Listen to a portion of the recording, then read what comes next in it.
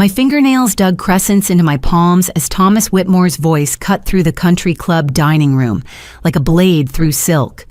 "Street garbage in a borrowed dress," he announced to his friends, all 23 pairs of eyes watching as I carefully folded the linen napkin beside my untouched plate of roasted duck. The crystal chandelier above cast dancing shadows across the mahogany table, but nothing could diminish the burning humiliation flooding my cheeks. The smirk on Thomas's face was worth memorizing, that self-satisfied expression of a man who thought he'd won. But Thomas didn't know that sitting in my briefcase was evidence of his billion-dollar merger fraud. The silence stretched like a taut wire before Thomas continued his assault, his bourbon-soaked voice carrying across the private dining room of the Beacon Hill Country Club. "I hired a private investigator, you know," he said, swirling the amber liquid in his glass. "Fascinating what you discover about people who try to climb above their station."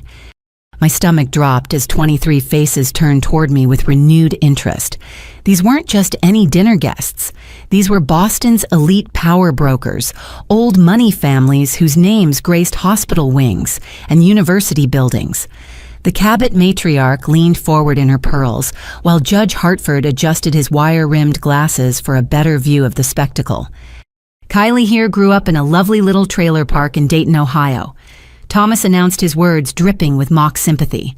"Her father ran a construction company into the ground bankruptcy, liens the whole 9 yards, left the family with nothing but debt and broken dreams."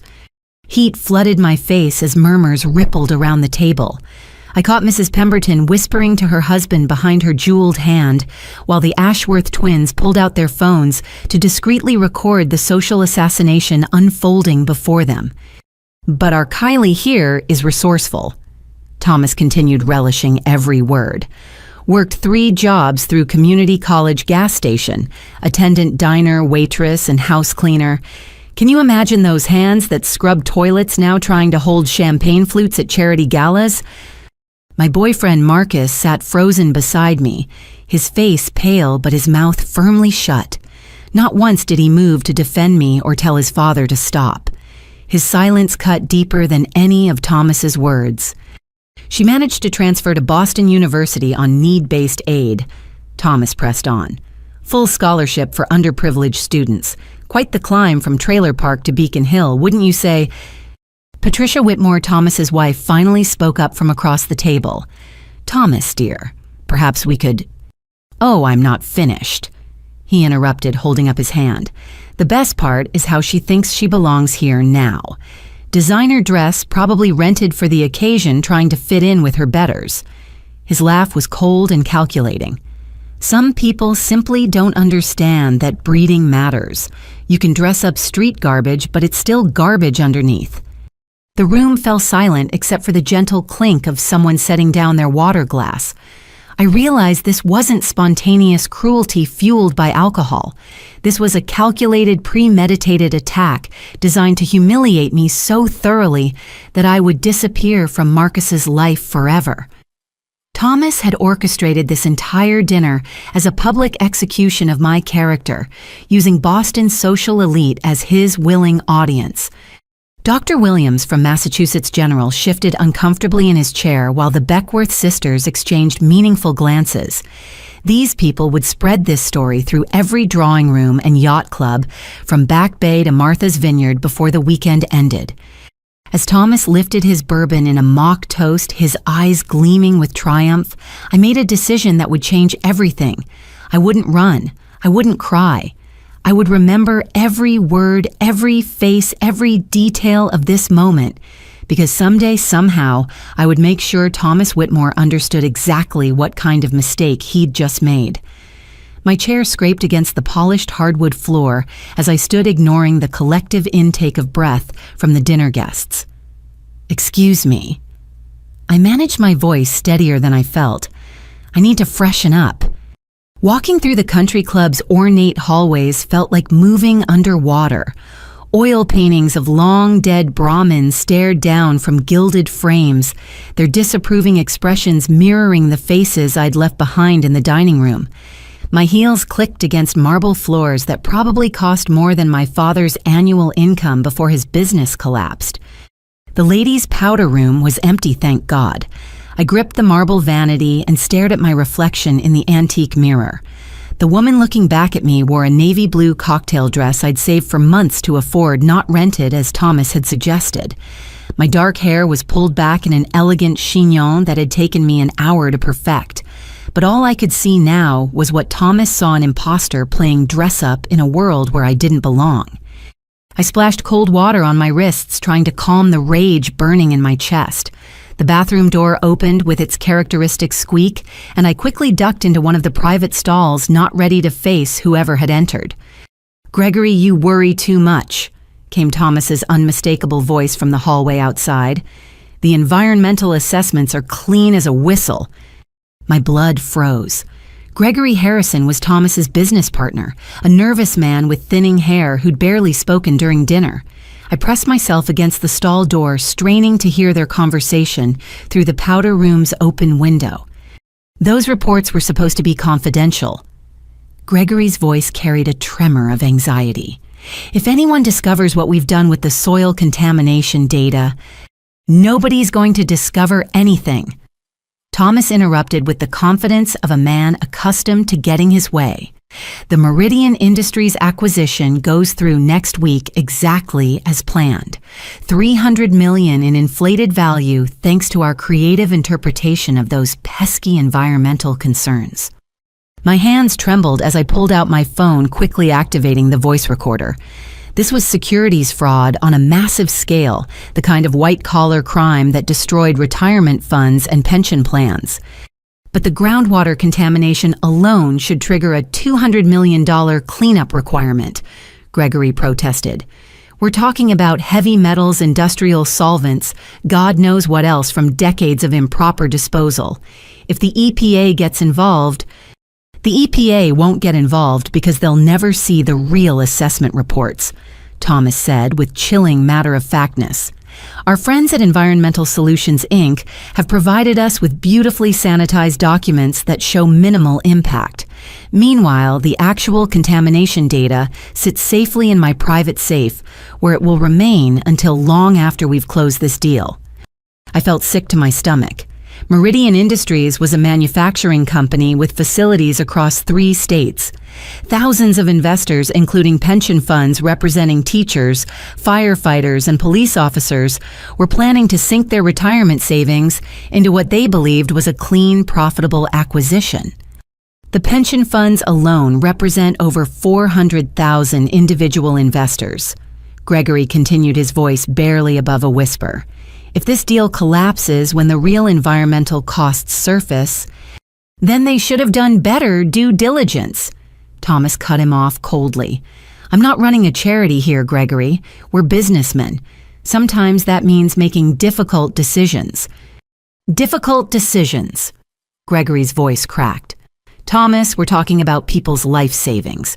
Retirement funds for public employees who've worked 30 years believing their pensions were safe. If they lose everything because we hid contamination that makes Meridian worthless, they'll lose their money whether we're involved or not," Thomas replied with frightening calm. "At least this way we profit from the inevitable. The contamination has been there for decades. We didn't create it. We're simply choosing not to advertise it." My phone captured every word as Thomas laid out his strategy to defraud investors while enriching himself. But as I listened to him describe the pension fund victims, a terrible realization began to form. I thought about my father's construction company, how it had failed so suddenly after acquiring what seemed like prime commercial property, how the cleanup costs had bankrupted him when unexpected contamination surfaced months after the purchase. "Besides," Thomas added with a chuckle that made my skin crawl, "it's not like we haven't done this before. Remember the Ohio project in 2008? Same playbook, same results. That contractor who bought the contaminated land never knew what hit him." Ohio, 2008, the year my father lost everything. I remained hidden in the powder room stall long after Thomas and Gregory's footsteps faded down the hallway. My mind raced as I tried to process what I'd just heard. The implications were staggering, not just for the Meridian deal, but for countless other victims of Thomas's systematic fraud over the years. When I finally returned to the dining room, most of the guests had moved to the club's library for brandy and cigars. Marcus sat alone at the table, scrolling through his phone, with the casual indifference of someone who hadn't just watched his father destroy his girlfriend's dignity in public. "We need to talk," I said quietly, sliding back into my chair. He didn't look up from his screen. "About what?" "About what your father just did to me. About why you sat there saying nothing while he humiliated me in front of every important person in Boston."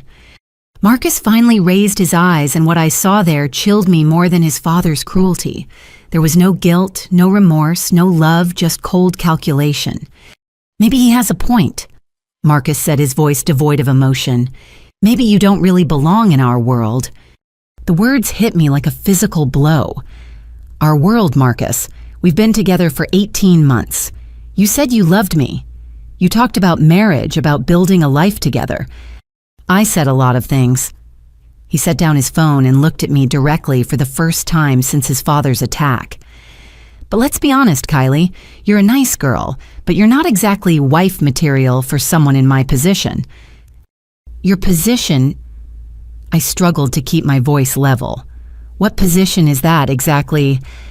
"I'm a Whitmore. My family has been in Boston society for 6 generations. My great-grandfather founded Whitmore Industries. My father sits on the boards of 3 major banks and 2 Fortune 500 companies.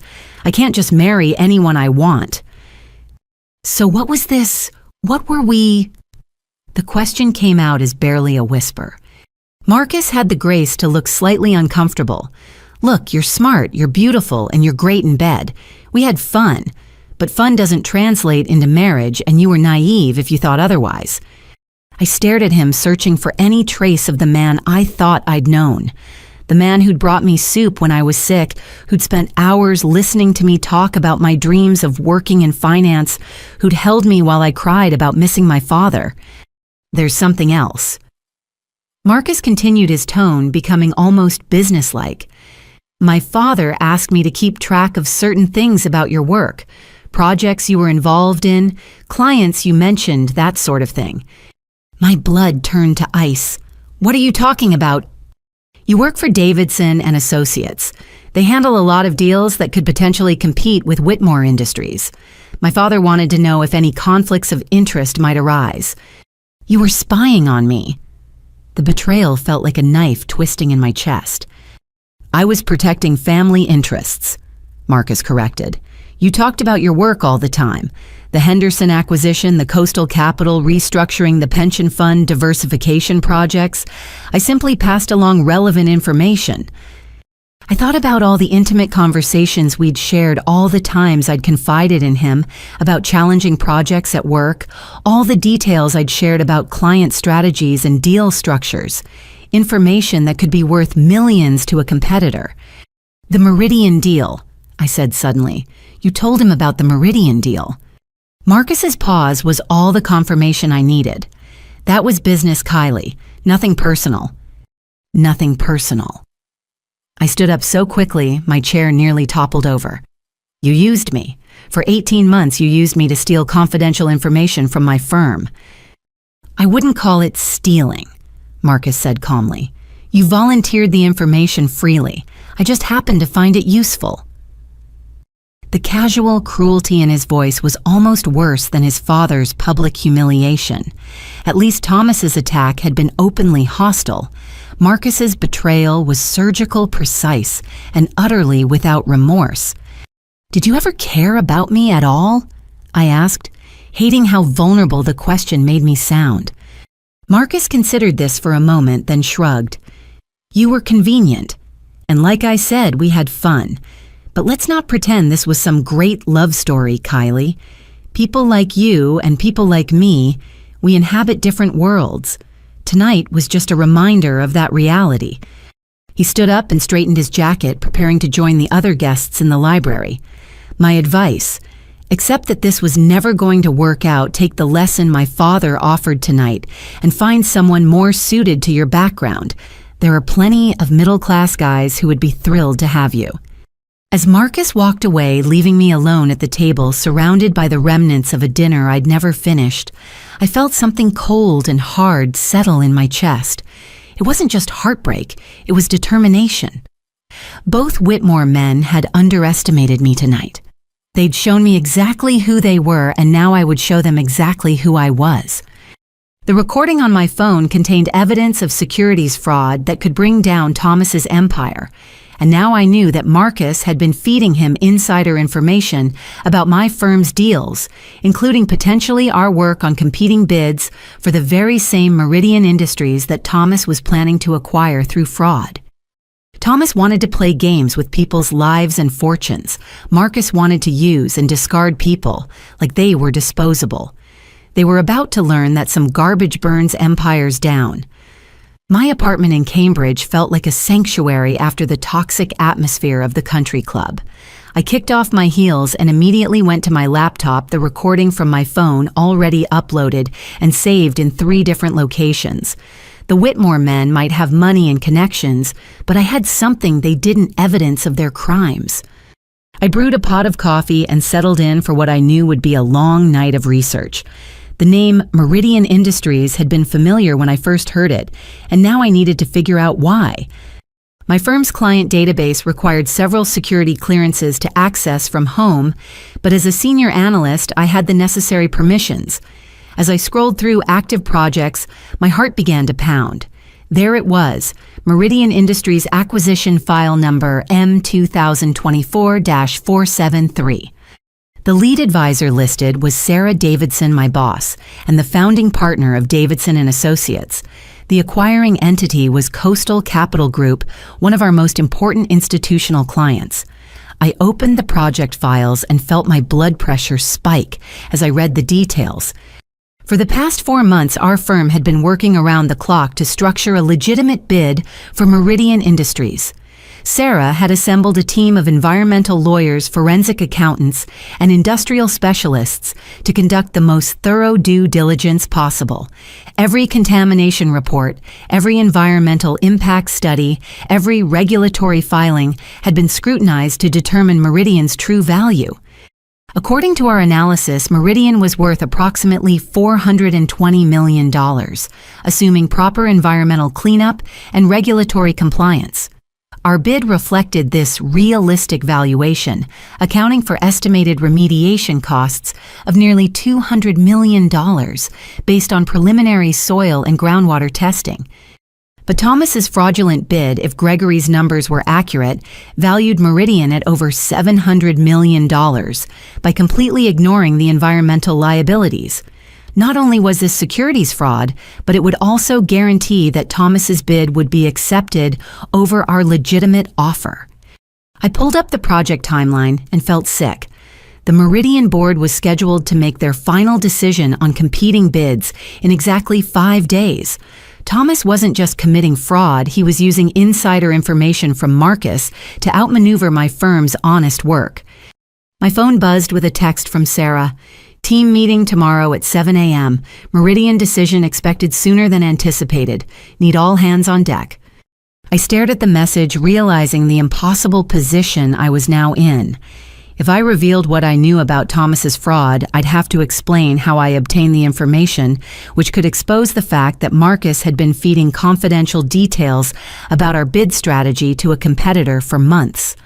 That kind of security breach could not only end my career, but potentially expose Davidson & Associates to lawsuits from other clients who might question whether their confidential information had been compromised.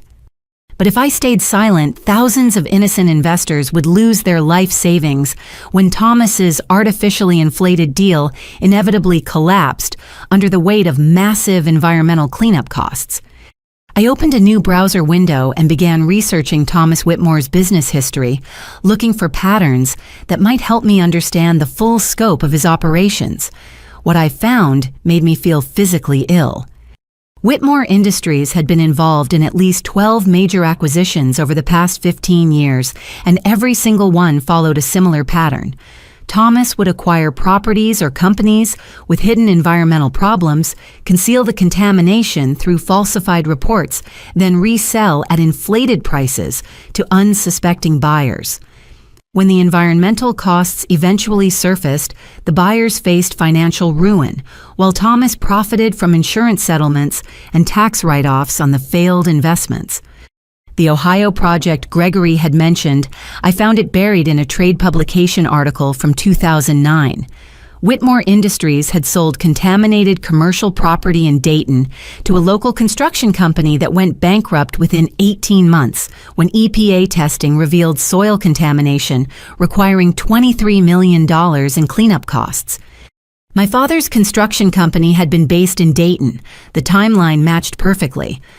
With shaking hands, I searched for more details about the Ohio transaction.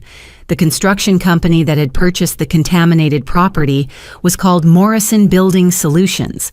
The owner was listed as David Morrison. David Morrison, my father. Thomas Whitmore hadn't just humiliated me tonight, he destroyed my family 15 years ago. The failed business venture that had driven my father to bankruptcy, that had forced us into the trailer park that had crushed my father's spirit and ultimately contributed to his early death from stress-related heart problems, had been one of Thomas's deliberate fraud schemes. I was no longer just a witness to securities fraud. I was the daughter of one of Thomas's victims, and I finally understood why Marcus had been so interested in my background when we first met. Thomas must have realized who I was from the beginning, the daughter of David Morrison, the construction company owner he destroyed in Ohio. This had never been about romance or even corporate espionage. This had been about Thomas keeping his enemies close, monitoring the daughter of a man whose life he'd ruined to make sure she never posed a threat to his empire. But now I posed the biggest threat he'd ever faced, because unlike my father, I had the financial expertise to understand Thomas's methods, the legal knowledge to document his crimes, and most importantly, the evidence to prove everything. Thomas and Marcus thought they'd won tonight. They had no idea that their greatest victory was about to become their ultimate downfall. The next morning, I called in sick to work something I'd never done without actually being ill. But I needed time to dig deeper into Thomas's criminal empire before confronting him with evidence that could destroy everything he'd built. I drove to the Boston Public Library's research division knowing that accessing certain databases from home might leave digital footprints that could be traced back to me. The librarian, a kind woman named Helen with silver hair and reading glasses, helped me access historical business records, SEC filings, and environmental reports that weren't available online. For 8 hours, I methodically traced Thomas's business dealings across 2 decades. The pattern was even more extensive than I'd initially realized. Whitmore Industries operated like a sophisticated criminal organization using shell companies, offshore accounts, and corrupt environmental consulting firms to systematically defraud investors while poisoning communities. The Morrison Building Solutions transaction was just one of 27 documented cases where Thomas had sold contaminated properties to unsuspecting buyers. The environmental consulting firm that had provided the falsified clean reports for my father's property, Environmental Solutions, Inc., was the same company Gregory had mentioned in connection with the Meridian deal. But as I dug deeper into the company's records, I discovered something that made my hands shake with rage. Environmental Solutions, Inc. wasn't just Thomas's partner in fraud, it was owned by him. He'd created an entire fake environmental consulting company solely to produce fraudulent reports that would hide contamination from his victims. The scope of the devastation was staggering. Teachers in Detroit had lost their pensions when a Whitmore-sold property collapsed under cleanup costs. A small town in Vermont had seen its main employer go bankrupt when soil contamination made their facility unusable. Retirement communities in Florida had lost millions when supposedly pristine land turned out to be former chemical dump sites. Each victim followed the same pattern my father had experienced: initial excitement about acquiring valuable property, followed by the gradual discovery of environmental problems, then financial ruin as cleanup costs spiraled beyond their ability to pay. Meanwhile, Thomas collected insurance payouts, tax benefits, and often bought back the contaminated properties at bankruptcy auctions for pennies on the dollar. But the most horrifying discovery came when I found a folder of internal Environmental Solutions, Inc. documents that had been leaked during a whistleblower lawsuit in 2018. The case had been settled out of court with strict confidentiality agreements, but the initial court filings were still public record. Among the leaked documents was an email from Thomas to the head of Environmental Solutions, Inc., with the subject line, Morrison Project Final Cleanup. The email, dated 3 months after my father's bankruptcy, contained a single chilling line: target eliminated. Property acquisition proceeding as planned. Target eliminated. My father wasn't just collateral damage in Thomas's fraud scheme, he had been specifically targeted for destruction. Thomas had researched my father's construction business, identified it as a potential threat to his land acquisition plans in the Dayton area, and deliberately sold him contaminated property to eliminate the competition. The medical examiner's report listed my father's cause of death as myocardial infarction, a heart attack brought on by severe stress and financial pressure. But now I knew the truth. Thomas Whitmore had murdered my father as surely as if he'd pulled a trigger. The stress of losing everything, of facing lawsuits he couldn't afford to fight, of watching his life's work crumble because of hidden contamination, that stress had killed him. I printed every document, photographed every screen, and saved every file. By the time I left the library, I had assembled a case that could send Thomas to prison for decades. But as I drove home through Boston's evening traffic, I realized I'd also discovered something else that changed everything. Among the Environmental Solutions, Inc. documents was a list of upcoming projects properties that Thomas planned to sell using falsified environmental reports. The Meridian Industries site was on that list, but it wasn't the only one. There were 6 other major deals planned over the next 18 months, representing over $2 billion in fraudulent transactions that would devastate pension funds, retirement accounts, and municipal investments across the country. The Meridian deal wasn't just one crime, it was the first domino in a series of fraudulent schemes that would destroy thousands of families' financial security. If I could stop Thomas now, I wouldn't just be avenging my father's death. I'd be preventing countless future victims from experiencing the same devastation my family had endured. But I also realized that I couldn't do this alone. Thomas had too much money, too many connections, and too much political influence for a single person to challenge successfully. I needed allies, people with their own reasons to want to see Thomas Whitmore brought to justice. As I pulled into my apartment complex, I noticed a black sedan with tinted windows parked across the street. The same car had been behind me when I left the library. Thomas might be arrogant, but he wasn't stupid. If he suspected I was investigating him, he would take steps to protect himself. I was running out of time to build a case against him. But more importantly, I was running out of time to save the thousands of innocent people whose retirement funds would be destroyed when Thomas's Meridian fraud inevitably collapsed. The war between us had begun the moment he called me garbage at that dinner table.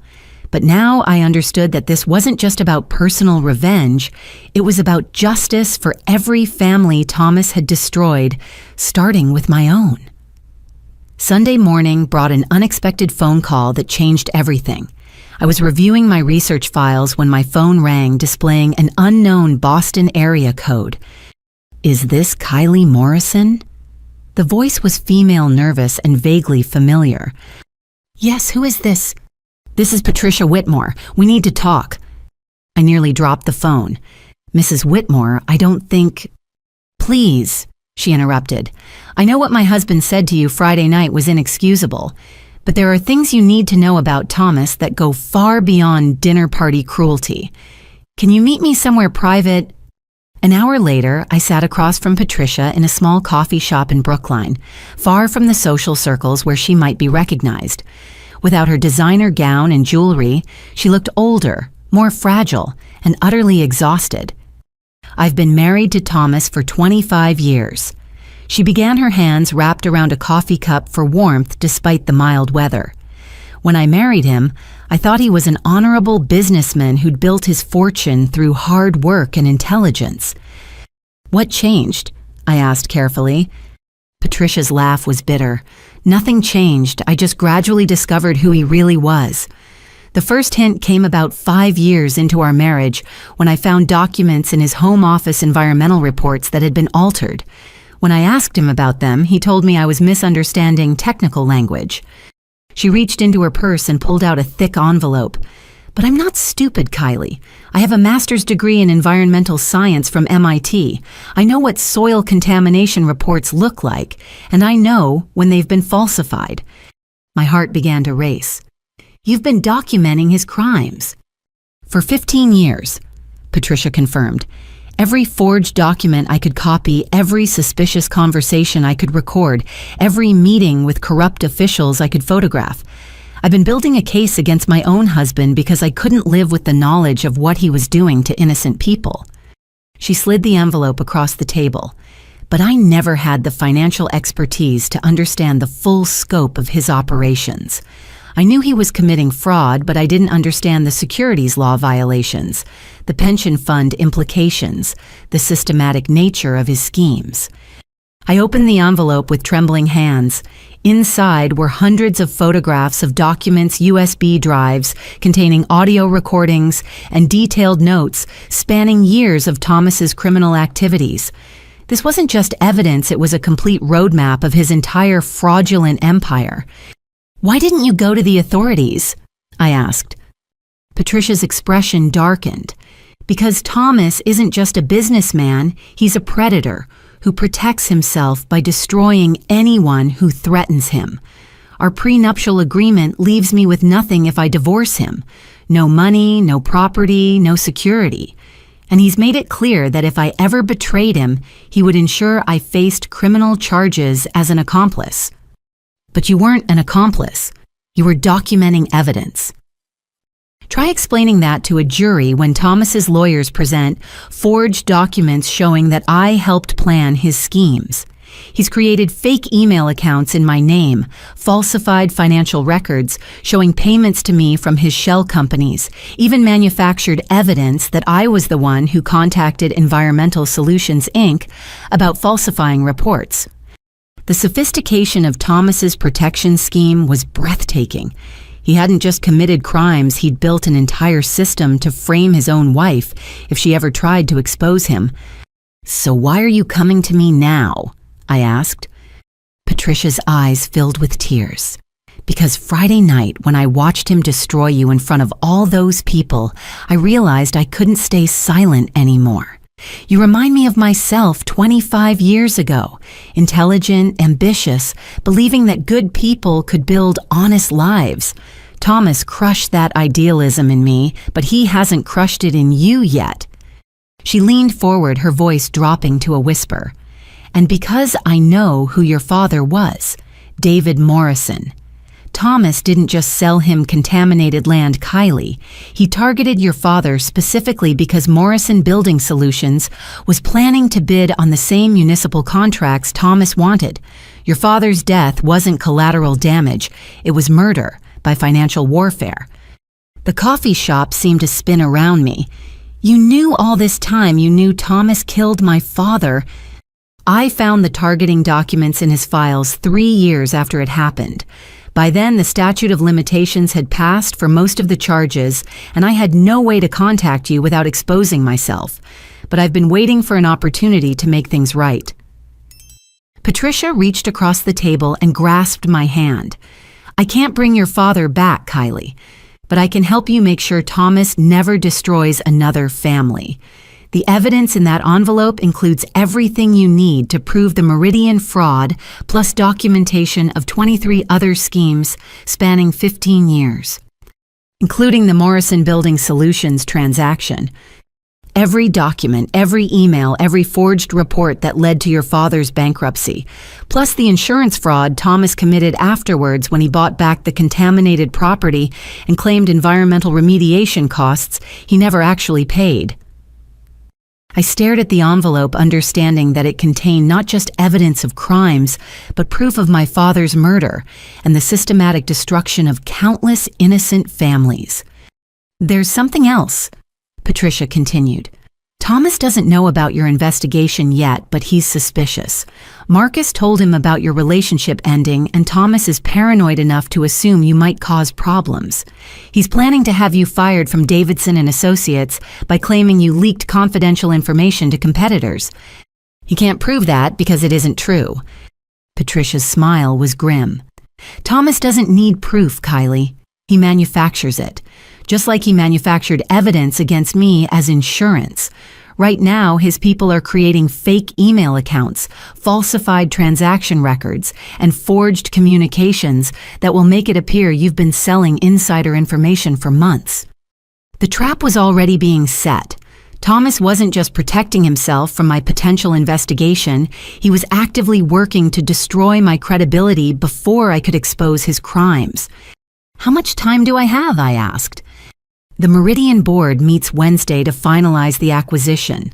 Thomas plans to have you discredited by Tuesday, ensuring that any accusations you make will be dismissed as the desperate lies of a disgraced former employee."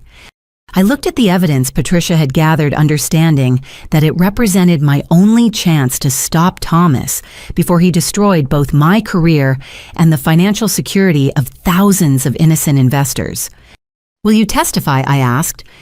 Patricia was quiet for a long moment. "If you can guarantee my protection from Thomas's retaliation, yes. But Kylie, you need to understand what you're up against. Thomas has judges in his pocket, politicians on his payroll, and enough money to make evidence disappear. This won't be easy." "Nothing about fighting monsters ever is," I replied, thinking of my father's gentle hands and the stress lines that had appeared on his face during those final months.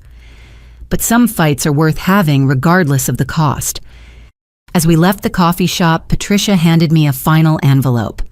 "One more thing," she said. "Thomas isn't working alone on the Meridian deal.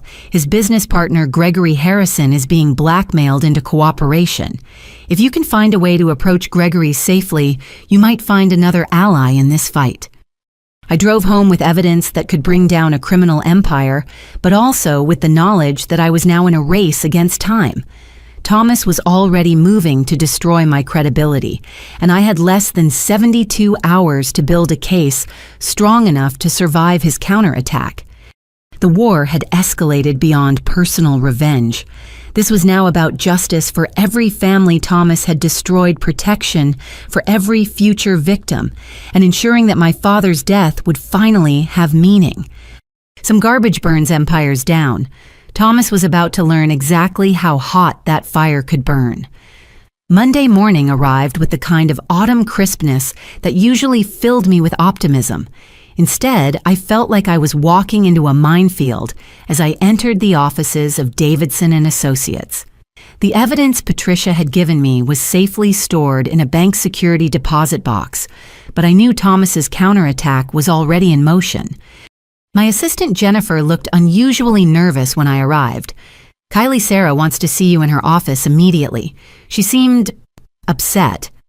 Sarah Davidson was a formidable woman who'd built her firm through intelligence, integrity, and an unwavering commitment to ethical business practices.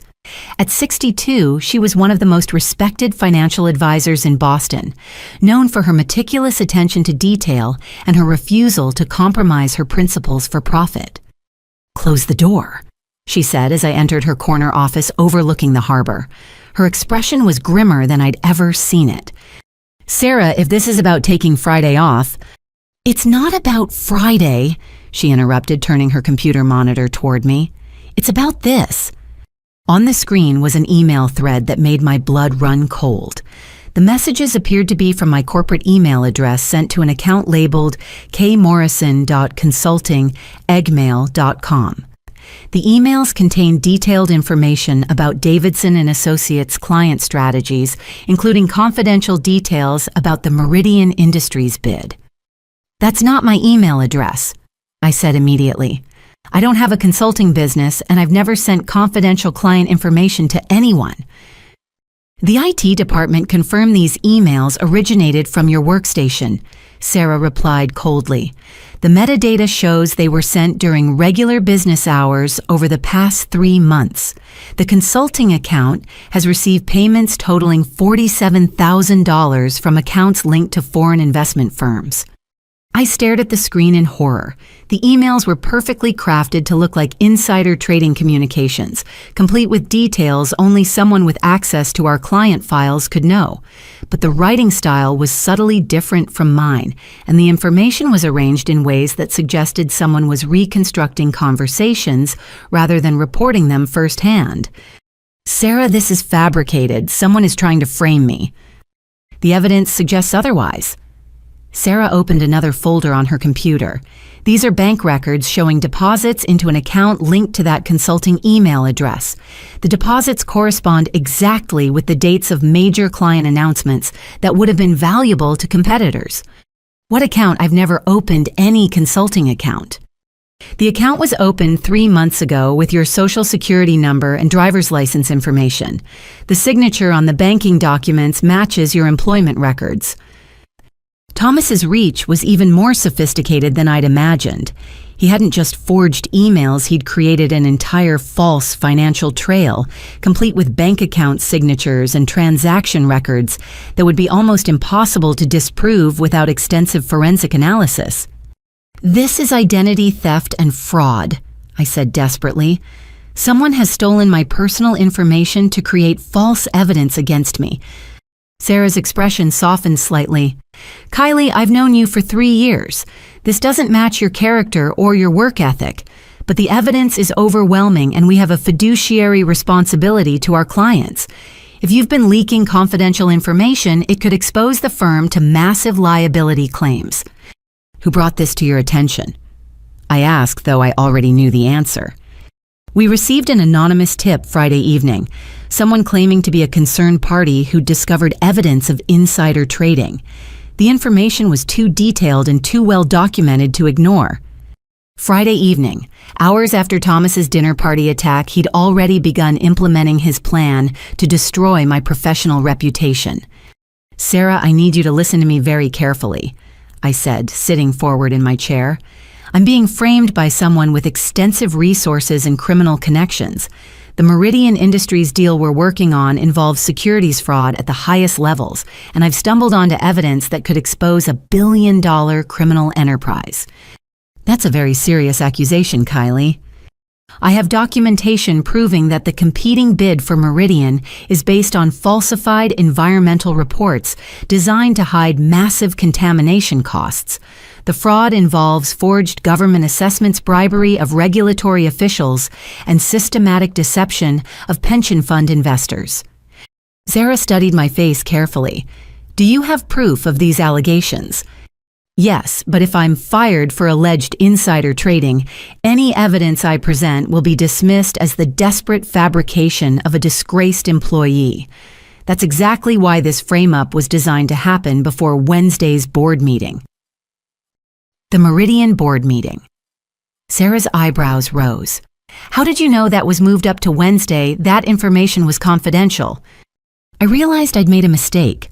The meeting change wasn't public information. I only knew about it from Patricia's warning, which I couldn't reveal without exposing her cooperation. I struggled to find a plausible explanation that wouldn't implicate Patricia or reveal the extent of my investigation. Sarah's expression hardened again. This is exactly what concerns me, Kylie. You seem to have access to confidential information about timeline changes that were only communicated to senior partners. It suggests you may have sources inside competing firms, or sources inside the companies involved in the acquisition, I said carefully.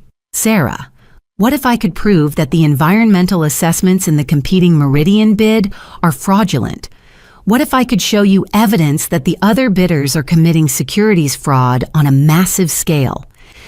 I'd say you were trying to distract from your own ethical violations by making unsubstantiated accusations against competitors. The trap was perfectly constructed. Thomas had anticipated that I might try to expose his crimes and had created a framework where any accusations I made would appear to be desperate lies from a caught criminal.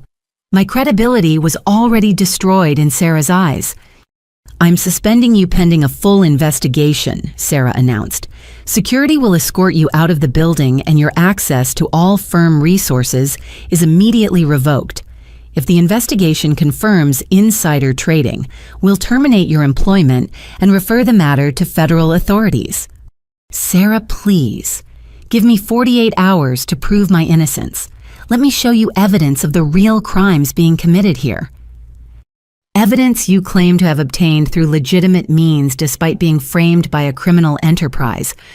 Sarah's tone was skeptical. "Kylie, do you understand how that sounds?" As security arrived to escort me from the building, I realized Thomas had achieved multiple objectives with a single move. He destroyed my professional credibility, eliminated my access to competing bid information, and created a narrative where any evidence I presented would be viewed as fabricated revenge against the people who'd exposed my alleged crimes. But Thomas had made one critical error in his planning. He'd assumed that destroying my career would be enough to silence me. He didn't understand that I was no longer fighting for my job. I was fighting for justice for my father and protection for thousands of innocent investors. The frame-up had succeeded in discrediting me professionally, but it had also freed me from any obligation to protect Davidson and Associates from the collateral damage of exposing Thomas's crimes. I no longer had to worry about confidentiality agreements or professional ethics constraints. Thomas wanted to play dirty. He was about to discover that he'd just unleashed an opponent with nothing left to lose and everything to fight for.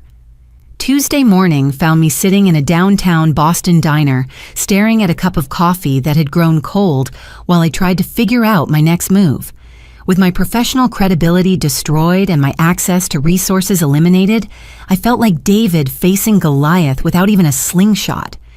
That's when Gregory Harrison walked through the diner's front door. He looked terrible, unshaven, rumpled suit, the kind of exhaustion that comes from sleepless nights filled with guilt and fear. He scanned the dining area nervously before his eyes found mine. For a moment I thought he might flee, but instead he approached my corner booth with the hesitant steps of a man walking to his execution. "May I sit down?" he asked quietly. I nodded, curious about what Thomas's business partner could possibly want with me. Gregory slid into the opposite seat and immediately began speaking in a rushed whisper. "I know what happened to you at Davidson and Associates. Thomas told me about the frame-up about how he destroyed your career to prevent you from interfering with the Meridian deal." "And you're here to gloat?" I asked bitterly. "I'm here to help you stop him," Gregory said, his voice cracking with emotion. "Because I can't live with what we've done anymore, and you're the only person with the knowledge and motivation to bring Thomas down." I studied his face, looking for signs of deception. "Why would you betray your business partner?" Gregory's hands shook as he reached for his coffee. "Because Thomas isn't my partner, he's my blackmailer. And because I finally realized that helping him commit crimes makes me just as responsible for destroying innocent people's lives." "What do you mean, blackmailer?" 5 years ago, my daughter Emma was diagnosed with acute lymphoblastic leukemia. She was 12 years old. The treatment costs were astronomical: experimental therapies, specialized medications, round-the-clock nursing care. My insurance covered some of it, but we were looking at over $400,000 in out-of-pocket expenses. Gregory's voice dropped to barely a whisper. "I embezzled money from our firm's client accounts to pay for Emma's treatment. Just borrowing it, I told myself. I'd pay it back once she recovered and I could focus on work again. Thomas discovered the embezzlement. He discovered it, covered it up, and used it to control me ever since. Every time I tried to refuse participation in his schemes, he'd remind me that one phone call to the FBI would destroy not only my career, but Emma's medical care. She's in remission now, but still needs ongoing treatment that costs thousands of dollars each month." The elegant trap became clear. Thomas had allowed Gregory to steal money specifically to create leverage over him. It was the same pattern I'd seen in Patricia's situation. Thomas protected himself by ensuring his accomplices had more to lose than he did. But Emma's treatment will continue even if I go to prison, Gregory interrupted. I finally accepted that. My daughter is alive because I committed crimes, but other people's children are suffering because I helped Thomas destroy their parents' financial security. I can't live with that anymore. Gregory reached into his briefcase and pulled out a manila folder. These are the original environmental impact reports for Meridian Industries, the real ones before Thomas had them altered. The contamination is even worse than you probably realize. I opened the folder and felt my stomach drop. The genuine reports showed contamination levels that would require nearly $300 million in cleanup costs, not the $200 million I'd estimated. The affected area included residential neighborhoods and 3 schools built on land contaminated by decades of illegal chemical disposal. This isn't just financial fraud, I said, reading through the technical assessments. This is a public health emergency. Children are attending schools built on contaminated ground. It gets worse, Gregory continued. The contamination includes heavy metals and organic compounds that cause developmental delays and cancer. Thomas knows this, but he's planning to complete the sale before anyone discovers the health risks. Why are you telling me this?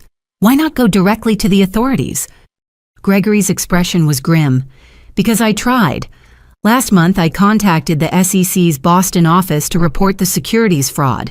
3 days later, the investigating agent called Thomas directly to discuss my allegations. Thomas has people everywhere: regulators, prosecutors, judges. Any official complaint gets back to him before it reaches anyone who might actually investigate.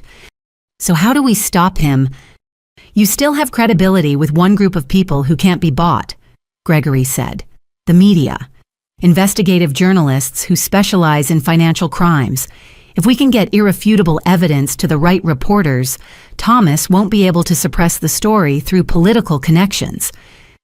I thought about this approach. The evidence would have to be absolutely bulletproof. After the frame-up at Davidson and Associates, any journalist will be skeptical of my motives. That's why we need Patricia, Gregory said. She has 15 years of documentation and she's never been accused of any crimes. Her testimony would corroborate everything we've discovered. You know about Patricia's cooperation. I've suspected for years that she was documenting Thomas's activities. She's too intelligent and too moral to be genuinely ignorant of his crimes. But I never approached her because I was afraid Thomas would realize she was a threat. A plan began forming in my mind. What if we could create a situation where Thomas exposed himself publicly, where he confessed to his crimes in front of witnesses who couldn't be bought or intimidated?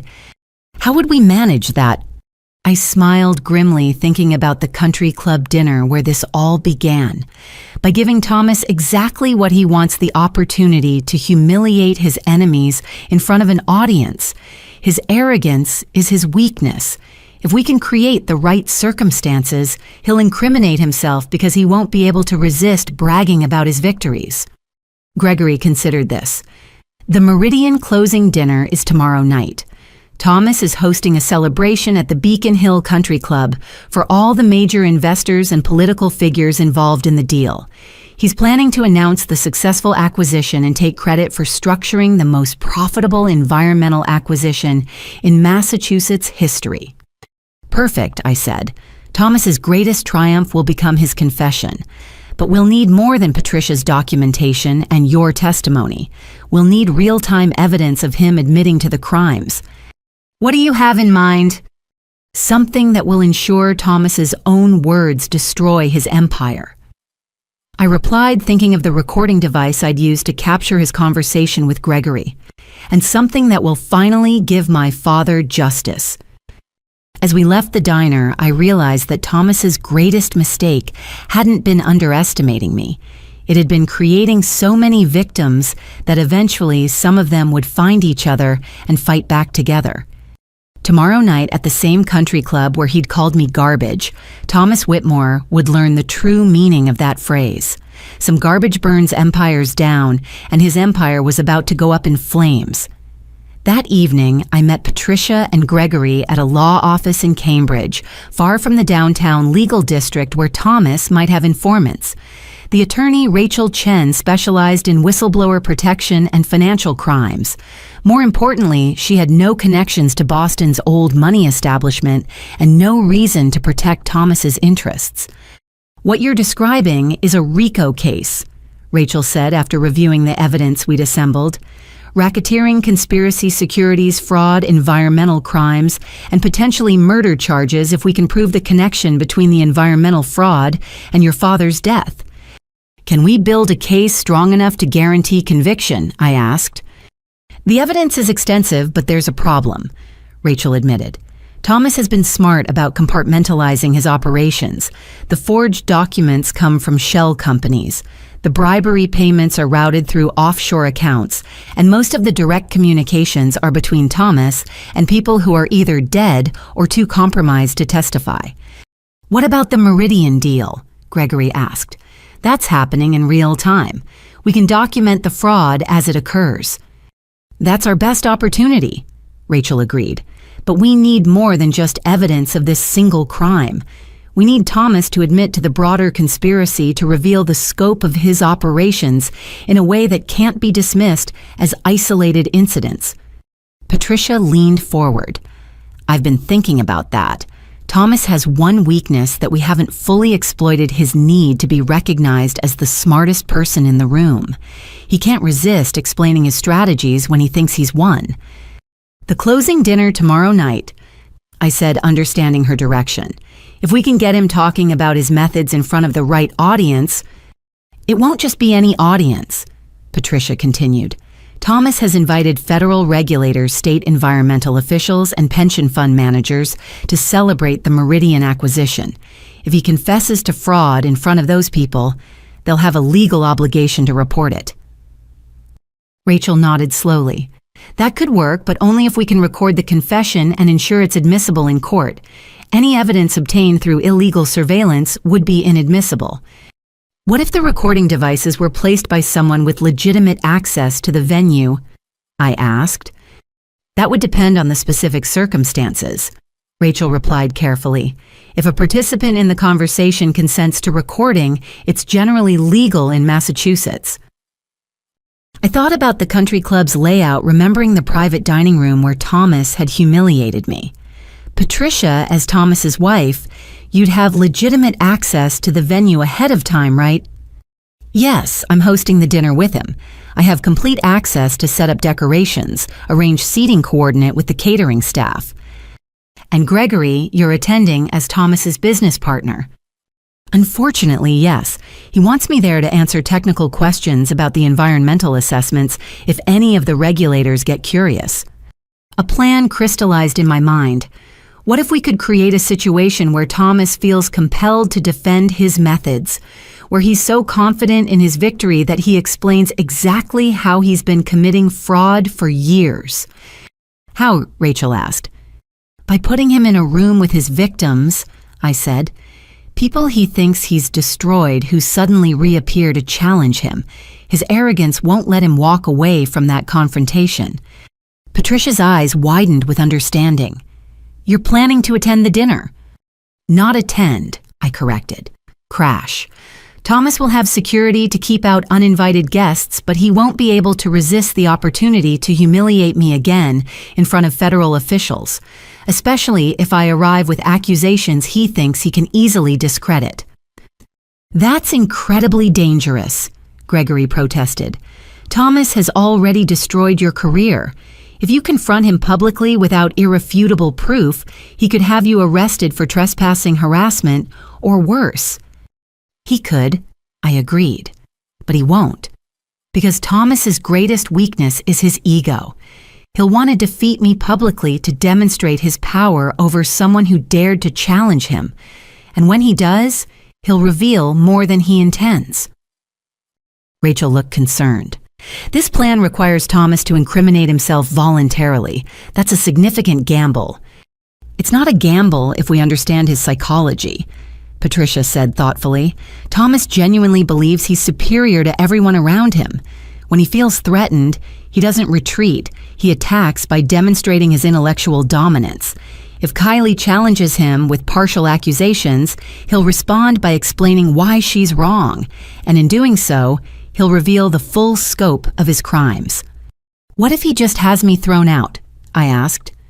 He won't, Patricia said with certainty, because that would look like weakness in front of the federal officials. Thomas will want to crush you intellectually, not physically remove you. He'll see it as the perfect opportunity to demonstrate his power while discrediting any future accusations you might make. Gregory nodded slowly. And if we're recording the conversation, we'll capture his confession, along with the audience's reaction. Federal regulators won't be able to ignore evidence they witness personally. There's still the question of recording equipment, Rachel noted. Any devices would need to be completely undetectable and positioned to capture clear audio of the entire conversation. I can handle that, Patricia said. Thomas has been so paranoid about business competitors that he's had the private dining room debugged for surveillance equipment multiple times. I know exactly where monitoring devices can and can't be placed without detection. And I can ensure the conversation happens in the right location, Gregory added. I'll guide the discussion toward the environmental assessments, creating openings for Kylie to challenge Thomas's explanations. As we refined the plan, I felt the familiar mixture of terror and determination that had sustained me through the past week. Tomorrow night, I would walk back into the same room where Thomas had called me garbage. But this time, I would be armed with evidence of his crimes and a strategy to make him destroy himself. There's one more thing, I said as we prepared to leave. We need to ensure the pension fund managers and federal officials understand the full scope of what they're witnessing. They need to know that the Meridian fraud isn't an isolated incident, but part of a 15-year pattern of crimes. How do we accomplish that? Rachel asked. By making sure they have copies of all the evidence before the dinner begins, I replied. Anonymous packages delivered to their offices tomorrow afternoon containing documentation of Thomas's previous fraudulent schemes. When he confesses tomorrow night, they'll realize they're not just witnessing a single crime, but the culmination of a massive criminal enterprise. Patricia smiled grimly. Thomas wanted to celebrate his greatest victory tomorrow night. Instead, he'll be confessing to his greatest defeat. As we left the law office, I understood that we were past the point of no return.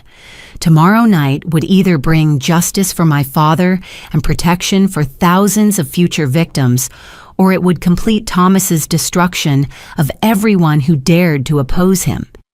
But for the first time since that humiliating dinner, I felt genuinely hopeful. Thomas had built his empire by isolating and destroying his victims one at a time. Tomorrow night, he would face all of his victims together, united by a shared determination to ensure that his reign of financial terror finally ended. Some garbage burns empires down. Tomorrow night, Thomas Whitmore would learn exactly how hot that fire could burn. Wednesday morning arrived with gray skies that matched my mood as I prepared for what could be either my vindication or my final destruction. I'd barely slept, running through every possible scenario of how the evening might unfold. Thomas was clever, ruthless, and had decades of experience destroying people who threatened him. One mistake on my part could end with me in federal custody while he celebrated his latest victory. My phone rang at 7 a.m., unknown number. Hello, Kylie Morrison.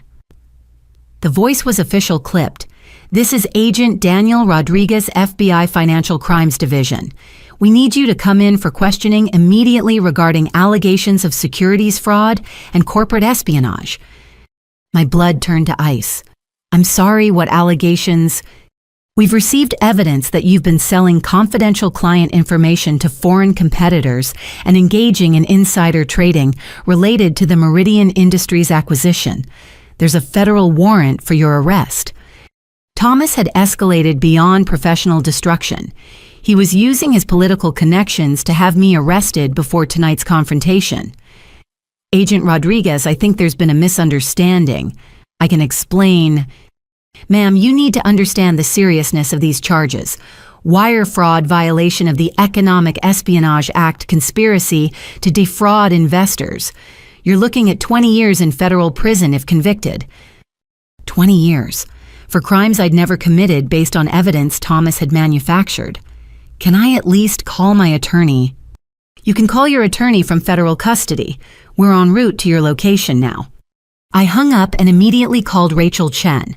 They're coming to arrest me. Thomas has convinced the FBI that I'm the criminal. Don't say anything without me present, Rachel said immediately.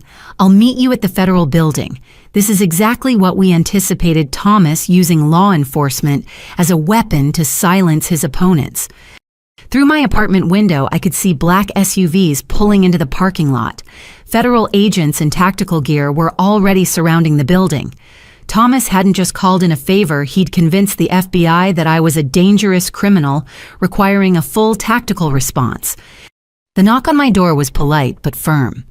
FBI, please open the door, Ms. Morrison. I opened the door to find Agent Rodriguez, a middle-aged man with steel gray hair and tired eyes, flanked by 4 other agents. Kylie Morrison, you're under arrest for wire fraud, conspiracy, and violations of federal securities laws. You have the right to remain silent. As the handcuffs clicked around my wrists, I thought about my father's face during those final months before his death. The stress lines, the sleepless nights, the gradual realization that he was trapped in a system designed to destroy him. Now I understood exactly how he'd felt.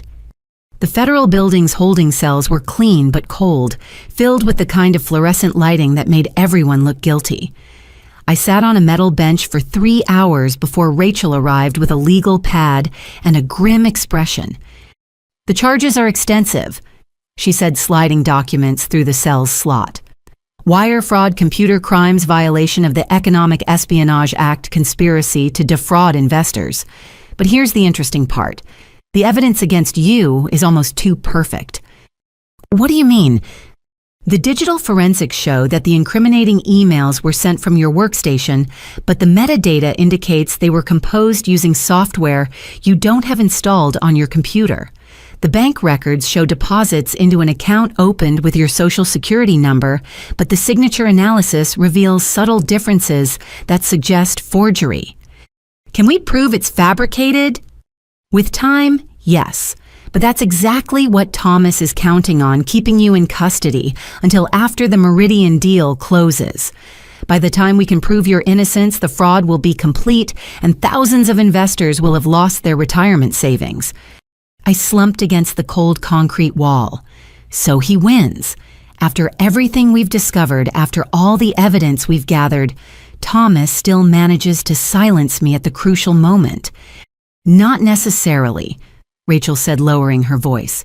The FBI agents who arrested you aren't corrupt. They're following what appears to be legitimate evidence. Agent Rodriguez specifically mentioned that they received the tip about your alleged crimes from a concerned party with extensive documentation. Thomas. Almost certainly. But here's what's interesting. The concerned party also provided information about irregularities in the Meridian Industries environmental assessments. The FBI is planning to investigate those claims after they finish processing your case. I sat up straighter. They have copies of the real environmental reports. Someone anonymously delivered comprehensive documentation of environmental fraud to the FBI's Boston office yesterday afternoon. The same documentation that Patricia has been gathering for 15 years. Patricia. She'd anticipated Thomas's move and countered by ensuring the FBI received evidence of his crimes, even if I was silenced. So they know about the Meridian fraud. They know something is suspicious, but they won't act on it immediately because they need to verify the authenticity of the anonymous evidence. That process could take weeks. The Meridian deal closes tomorrow. Exactly. Which is why Thomas timed your arrest perfectly. By the time the FBI confirms that the environmental assessments are fraudulent, the acquisition will be complete and the pension fund money will be gone. I felt the walls of the cell closing in around me. Thomas had anticipated every move we'd made and countered with a strategy that used the legal system itself as a weapon against his victims. "There is one option," Rachel said carefully, "but it's extremely risky and could result in additional charges against you." "What option?" "The FBI is required to investigate credible threats to public safety immediately regardless of ongoing criminal cases. If they received evidence that the Meridian contamination posed an immediate health risk to children, specifically the 3 schools built on contaminated land, they'd be obligated to halt the acquisition pending emergency environmental testing." "How would we get them that evidence?" "Someone would need to deliver the health impact assessments directly to Agent Rodriguez, along with documentation showing that Thomas knew about the risks to children and chose to hide them to complete the fraudulent sale." I understood what she was suggesting. "You want me to confess to having evidence of crimes in order to report bigger crimes. I want you to fulfill your civic duty to report threats to public safety. The fact that you'd be admitting to investigative activities that could violate your bail conditions is unfortunate, but secondary to protecting children from contamination exposure." It was a desperate gamble. Admitting to possessing evidence could support Thomas's claims that I'd been conducting corporate espionage, but staying silent would guarantee that hundreds of children continued attending schools built on toxic waste, while their parents' pension funds were stolen to cover up the contamination. "Get me the health assessments," I said. "If the FBI won't listen to my accusations against Thomas, maybe they'll listen to my concerns about poisoned children." Rachel smiled grimly. "I'll contact Patricia immediately. She has medical documentation showing the connection between the contamination and childhood developmental disorders in similar cases." As Rachel left to gather the evidence, I realized that Thomas's greatest tactical error had been arresting me in a federal building filled with agents who'd sworn oaths to protect public safety. He'd assumed that framing me for financial crimes would silence any accusations I might make about his environmental fraud. But he'd forgotten that even accused criminals have the right to report threats to public safety. And unlike financial fraud, which could be explained away through legal technicalities, the prospect of poisoned children would demand immediate action from any honest law enforcement officer. Thomas wanted to use the FBI as his personal weapon. He was about to discover that weapons can be turned against their wielders. Agent Rodriguez was about to receive evidence that would force him to choose between protecting Thomas's business interests and protecting innocent children from toxic contamination. Some garbage burns empires down, and sometimes the very system designed to silence the garbage becomes the torch that lights the fire. 3 hours after Rachel left, Agent Rodriguez returned to my cell with a thick folder and an expression I couldn't read. Behind him walked a woman I didn't recognize, mid-40s professional suit, with the kind of confident bearing that suggested federal authority at a higher level than local financial crimes. Ms. Morrison. Agent Rodriguez said, "This is Agent Sarah Chen from the FBI's Public Corruption Unit. She needs to speak with you about some information that's come to light regarding your case." Agent Chen sat across from me in the small interview room, spreading photographs and documents across the metal table. "Ms. Morrison, we've received some interesting information about your alleged criminal activities. Information that suggests you may not be the primary subject we should be investigating." My heart began to pound, but I kept my expression neutral. "I'm not sure what you mean." "Your attorney delivered documentation showing that the Meridian Industries environmental assessments contain falsified data that conceals contamination, threatening the health of approximately 800 children attending schools built on affected land." Agent Chen's voice was steady, but I could detect underlying anger. "These documents suggest that someone with extensive resources and political connections has been systematically defrauding investors while endangering public health." "I don't know anything about that," I said, carefully remembering Rachel's instructions to avoid admitting to investigative activities that could support the espionage charges. Agent Chen opened another folder. We've also discovered something interesting about the anonymous tip that led to your arrest. The person who reported your alleged insider trading also provided evidence of environmental fraud involving the same Meridian acquisition. That person appears to have extensive knowledge of both your supposed crimes and the environmental cover-up. Isn't it possible that someone discovered both types of criminal activity independently? It's possible, Agent Chen agreed, but unlikely, especially when our preliminary investigation suggests that the evidence against you may have been fabricated by the same party who's committing the environmental fraud. She slid a photograph across the table, a bank document showing the account supposedly opened in my name. Our forensic accounting specialists noticed something interesting about this signature. It's almost identical to yours, but there are subtle differences suggesting it was traced or copied rather than written naturally. What does that mean for my case? It means you're being framed, Agent Rodriguez said bluntly. The question is by whom and why? Agent Chen leaned forward. Ms. Morrison, we've been investigating corruption in Massachusetts environmental regulation for 8 months. We have evidence of systematic bribery, falsified government reports, and conspiracy involving state officials and private corporations. What we haven't had is proof connecting these crimes to specific individuals or companies. I maintained my careful neutrality, but inside I was stunned. The FBI had been investigating Thomas, independently building a case that intersected with everything Patricia had documented.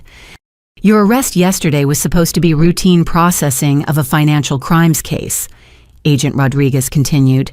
But when we received evidence about environmental fraud involving the same acquisition that appeared in your alleged insider trading, we realized we might be looking at something much bigger. The health risks alone require immediate action, Agent Chen added. 800 children are potentially being exposed to carcinogenic chemicals and heavy metals. We can't wait for the legal process to run its course when children's lives are at stake. What kind of immediate action? I asked. We're obtaining emergency injunctions to halt the Meridian acquisition pending comprehensive environmental testing. We're also seizing all documents related to Environmental Solutions Inc., or the consulting firm that provided the allegedly falsified assessments. Environmental Solutions Inc., Thomas's fake consulting company. The FBI was dismantling his operation piece by piece. There's something else, Agent Chen said, opening a final folder. We've identified the source of the anonymous tip that led to your arrest. The information came from someone with access to sophisticated document fabrication resources and detailed knowledge of federal investigative procedures.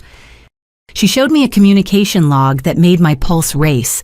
The anonymous tip had come from Thomas Whitmore himself, using a series of shell companies and intermediaries to hide his identity while providing the FBI with manufactured evidence against me. Mr. Whitmore appears to have extensive connections within state environmental regulatory agencies, Agent Rodriguez noted. Connections that may explain how fraudulent environmental assessments received official approval despite obvious discrepancies. Are you saying Thomas Whitmore framed me to prevent me from exposing his environmental fraud? I asked, finally allowing myself to hope that the truth was emerging. We're saying that the evidence strongly suggests a pattern of criminal behavior that extends far beyond simple financial fraud, Agent Chen replied. Environmental crimes, bribery of public officials, conspiracy, and potentially murder, if we can prove that environmental contamination was deliberately concealed from victims who died from stress-related health problems caused by financial ruin. Murder. They were talking about my father. The individual who provided the anonymous environmental documentation appears to have been collecting evidence for many years, Agent Rodriguez continued. Evidence of systematic fraud involving dozens of contaminated properties sold to unsuspecting buyers across multiple states. Patricia. They were describing Patricia's 15 years of documentation without revealing her identity. Ms. Morrison. Agent Chen said, "We're prepared to drop all charges against you in exchange for your cooperation in our investigation of this environmental fraud conspiracy. But we need to know, Do you have any information that could help us identify the parties responsible for these crimes? I looked at both agents, understanding that this was the moment when everything would be decided.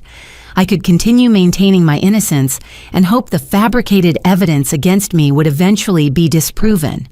Or I could trust that these federal agents were genuinely committed to justice and tell them everything I discovered.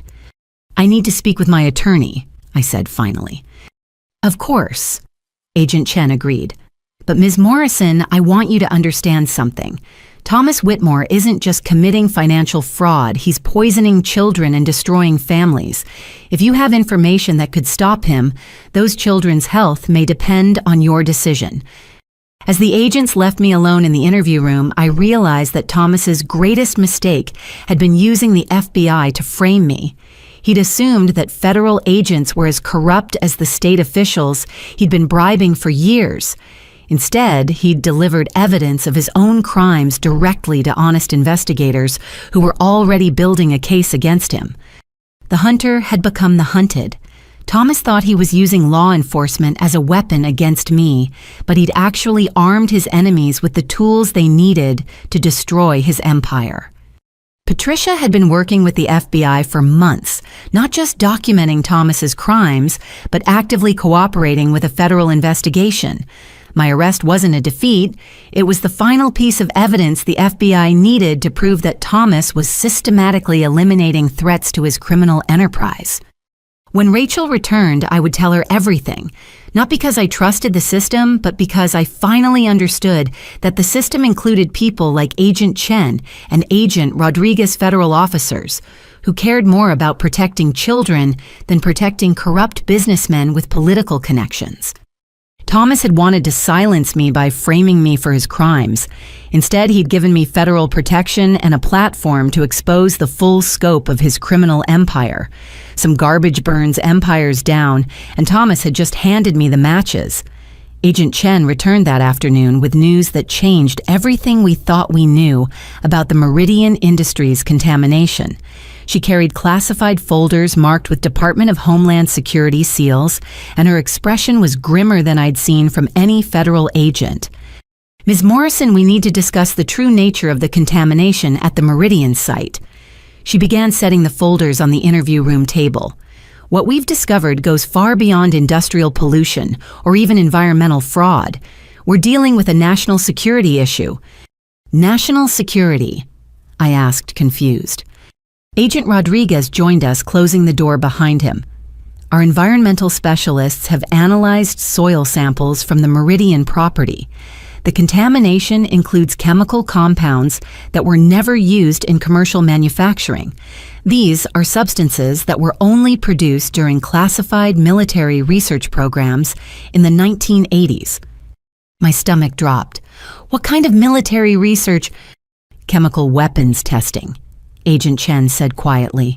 "Specifically experimental nerve agents and biological weapons that were developed in violation of international treaties.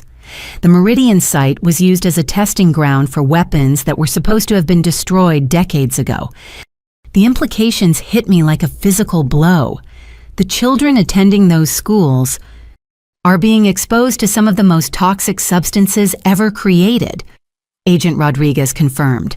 "Compounds that cause neurological damage, developmental disorders, and aggressive forms of cancer. The health risks are exponentially worse than we initially realized." "How long has Thomas known about this?" I asked. Agent Chen opened one of the classified folders. "According to documents we've recovered, Thomas discovered the military contamination 3 years ago when he first acquired the property. Instead of reporting it to federal authorities as required by law, he covered it up and began planning to sell it to unsuspecting buyers." "But covering up military contamination, that's not just environmental fraud. That's terrorism," Agent Rodriguez said bluntly. "Under federal law, deliberately concealing weapons-grade chemical hazards that threaten public safety constitutes an act of domestic terrorism. Thomas Whitmore isn't just a financial criminal. He's a terrorist who's been poisoning American children to protect his profits." The scope of Thomas's evil was beyond anything I'd imagined. "What about the other properties? The other victims, like my father, were conducting emergency testing at 17 sites connected to Environmental Solutions, Inc. Agent Chen replied, "Preliminary results suggest that at least 6 properties contain similar military-grade contamination. Your father's construction site in Ohio is one of them. Weapons-grade contamination. My father hadn't just been destroyed by financial fraud, he'd been killed by exposure to chemical weapons that Thomas had deliberately hidden from him. The Department of Homeland Security is treating this as an active terrorism investigation," Agent Rodriguez continued. "We're coordinating with the EPA, the CDC, and military chemical weapons specialists to assess the full scope of the threat." "What about tonight's celebration dinner?" I asked. "Thomas is planning to announce the successful Meridian acquisition to federal regulators and pension fund managers." Agent Chen's expression hardened. "That dinner is now part of a federal terrorism investigation. We'll be placing the entire venue under surveillance and recording every conversation that occurs. You're going to arrest Thomas tonight. We're going to let him confess to terrorism charges in front of multiple federal witnesses," Agent Rodriguez corrected. "His arrogance makes him want to explain his victories.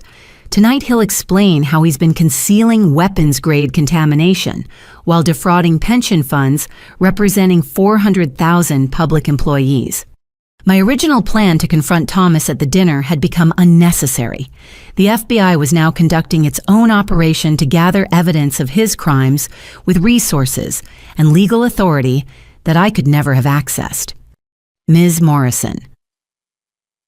Agent Chen said, "We're offering you complete immunity from all charges in exchange for your continued cooperation. But we need you to understand that what you've uncovered isn't just corporate fraud. It's one of the largest domestic terrorism cases in recent history. What do you need me to do?" "Nothing," Agent Rodriguez said. "You've already done more than enough by helping us identify the scope of Thomas's criminal enterprise. Tonight, federal agents will be recording his confession to terrorism charges.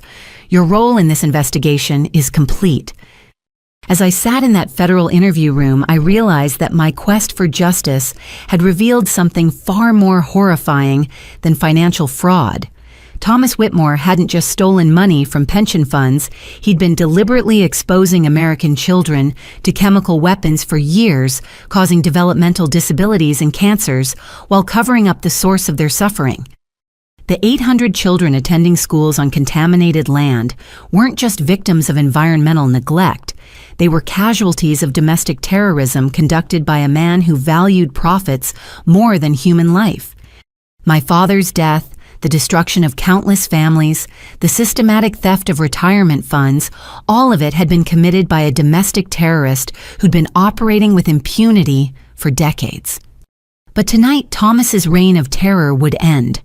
Not because of my investigation or Patricia's documentation, but because he'd finally committed crimes so heinous that even his political connections couldn't protect him. The FBI hadn't just uncovered securities fraud, they'd identified an active terrorism threat that required immediate federal intervention. Thomas would be arrested not as a white-collar criminal, but as an enemy of the United States who'd been poisoning American children with chemical weapons. Some garbage burns empires down, but sometimes the garbage is so toxic that it requires a federal hazmat team to contain the fire. The Beacon Hill Country Club looked exactly as I remembered from that humiliating dinner a week earlier, but tonight federal agents filled the shadows between the historic buildings. Agent Chen had arranged for me to observe the operation from a surveillance van parked discreetly across the street, giving me a front row seat to Thomas Whitmore's final performance. Through high-powered audio equipment, I could hear the conversations in the private dining room, where Thomas was celebrating what he believed to be his greatest triumph. The guest list read like a directory of Boston's power elite pension fund managers, environmental regulators, federal officials, and political figures who controlled billions in public investments. The Meridian acquisition represents a new model for environmental stewardship. Thomas's voice came through the speakers clearly. He was in full performance mode, basking in the attention of his audience. Through innovative assessment techniques, we've identified opportunities that others might have overlooked. Patricia's voice was barely audible as she played her role as the dutiful wife, but I could detect the tension in her words. Thomas has always been so thorough in his environmental analysis. He never overlooks important details. Indeed, came the voice of Dr. Elizabeth Warren, the Massachusetts Environmental Protection Director. Your Environmental Solutions, Inc. provided the most comprehensive contamination assessments we've ever reviewed. The site is remarkably clean for a property with Meridian's industrial history. In the surveillance van, Agent Rodriguez shook his head. Dr. Warren has no idea she's been approving falsified documents for years.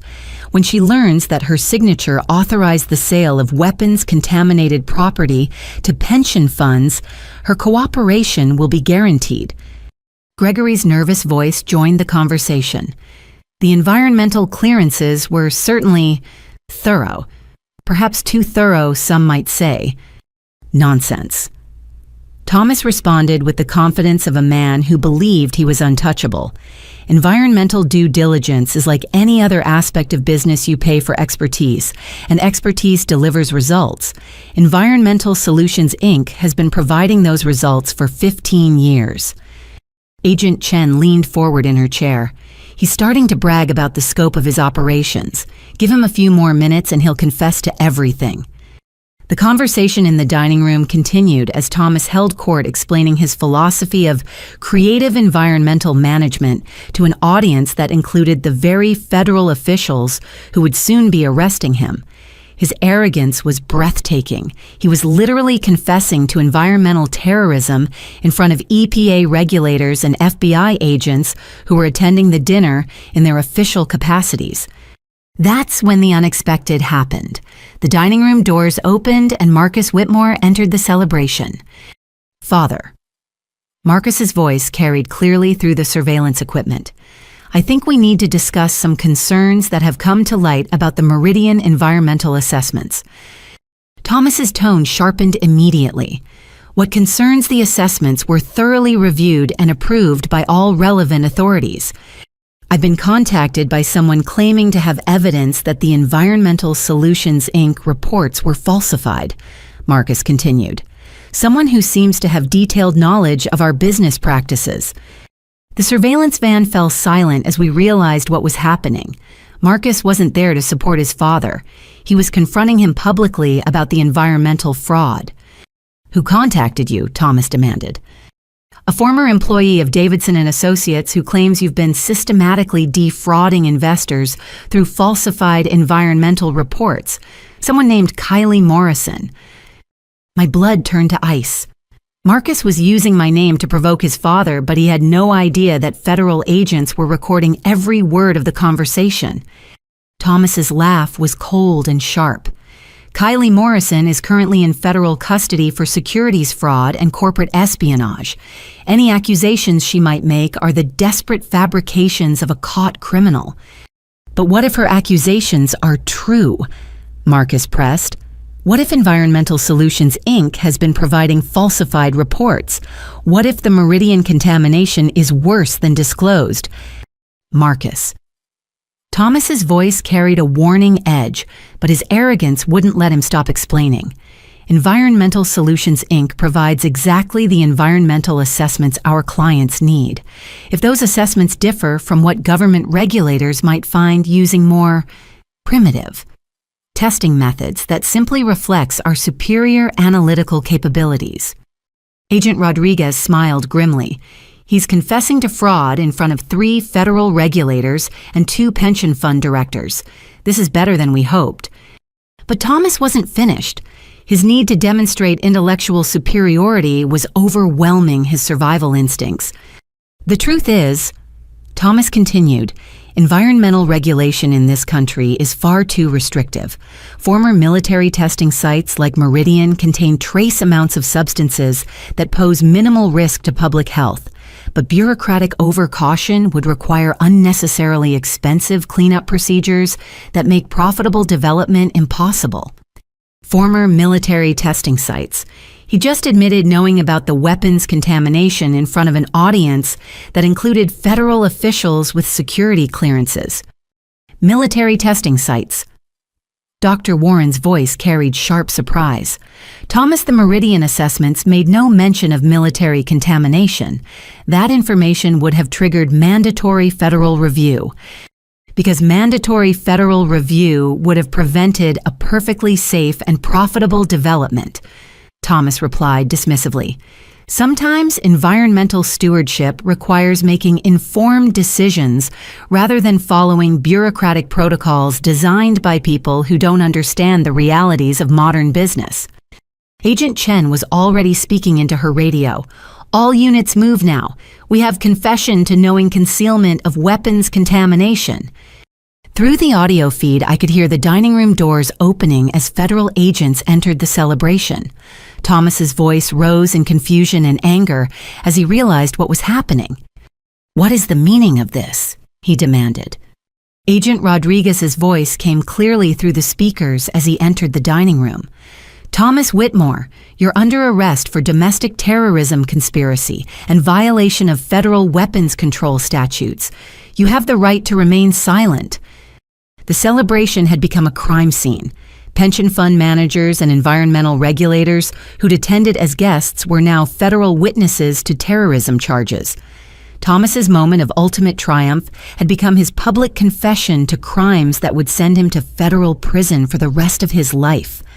In the surveillance van, I watched through night vision cameras as Thomas was led from the country club in handcuffs, his face a mask of shocked disbelief.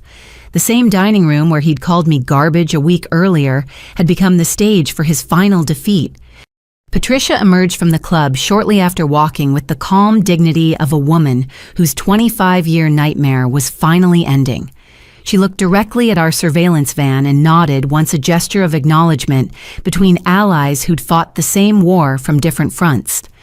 Marcus followed, his face pale with the realization that his father was a domestic terrorist and that his own trust fund was built on the suffering of poisoned children. His privileged world was collapsing, just as mine had a week earlier. But unlike me, he discovered that his family fortune came from weapons contamination and systematic murder. As federal agents secured the scene, Agent Chen turned to me. "Ms. Morrison Thomas Whitmore will be held without bail pending terrorism charges. Environmental Solutions, Inc. is being seized as a criminal enterprise, and all properties associated with their assessments are being tested for weapons contamination." What about the other victims? The families like mine who lost everything to his fraud? Victim compensation will be handled through the Federal Terrorism Victim Assistance Program, Agent Rodriguez replied. The amounts will be substantially higher than typical white-collar crime restitution because of the terrorism classification. I thought about my father, about the stress lines on his face during those final months, about the heart attack that had killed him, when the contamination costs destroyed his business. Thomas Whitmore had finally been held accountable, not just for fraud, but for the domestic terrorism that had murdered my father and countless other victims. The war was over. Thomas's empire had burned to the ground, consumed by the very arrogance that had built it. Some garbage burns empires down, and tonight justice had finally been served. 2 days after Thomas's arrest, I sat in Agent Chen's office reviewing the full scope of the investigation that had grown far beyond anything I'd initially imagined. The terrorism charges had triggered a federal task force involving the FBI, Homeland Security, the EPA, and military chemical weapons specialists. What they'd discovered was a criminal enterprise that had operated for over 2 decades. Environmental Solutions, Inc. was involved in covering up weapons contamination at 37 sites across 12 states. Agent Chen explained, spreading maps across her desk. The estimated cleanup costs exceed $4 billion, and the health impacts affect over 12,000 people who were unknowingly exposed to chemical weapons residue. 12,000 people. I repeated, struggling to comprehend the scale of Thomas's crimes. "Including your father," Agent Rodriguez added. The Ohio site where Morrison Building Solutions was located contained nerve agent precursors that caused the neurological problems your father experienced during his final months. His heart attack wasn't just stress-related, it was triggered by chemical poisoning that Thomas deliberately concealed. The medical examiner would need to amend my father's death certificate, but knowing the truth brought a kind of closure I hadn't expected. David Morrison hadn't died from business failure. He'd been murdered by a domestic terrorist who'd poisoned him with chemical weapons. What about the other people involved in Thomas's operation? I asked. Gregory Harrison received immunity in exchange for his testimony and cooperation in identifying additional contaminated sites. Agent Chen replied. His daughter's medical treatment will be covered by the Federal Victim Assistance Program, and he'll be placed in witness protection pending Thomas's trial. And Marcus? Agent Rodriguez's expression darkened. Marcus Whitmore is facing federal charges for corporate espionage and conspiracy. His cooperation in provoking his father's confession will be considered during sentencing, but he actively participated in industrial espionage for years. He won't receive immunity. I felt a complex mixture of emotions about Marcus's fate. His betrayal had been personal and devastating, but his actions at the dinner had helped expose his father's terrorism. What kind of sentence is he facing? Probably 3 to 5 years in federal prison plus lifetime prohibition from working in financial services, Agent Chen said. His trust fund and inheritance are being seized as proceeds of criminal enterprise, so he'll be starting over from nothing when he's released. The poetic justice wasn't lost on me. Marcus had used and discarded me because he thought I didn't belong in his privileged world. Now he would discover what it felt like to lose everything and start over with nothing, the same experience he'd inflicted on me and countless other victims of his family's crimes. There's something else you should know, Agent Rodriguez continued. Marcus has been asking to speak with you. He claims he wants to apologize and explain his actions. I'm not interested, I said immediately.